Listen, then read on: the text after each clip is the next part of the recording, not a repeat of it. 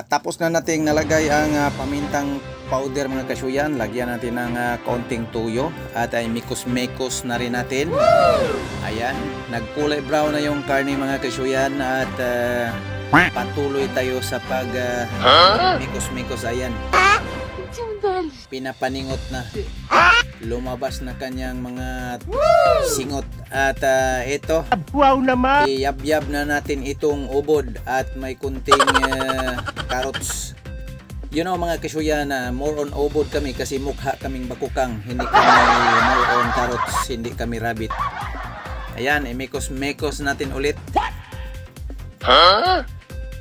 Yan, sabay pitik ang luwag kasi daghang namimilit.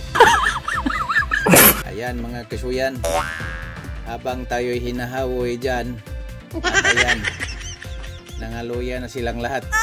At patuloy na tayo sa ating pag-antos nito. Hintayin lang natin ito saglit.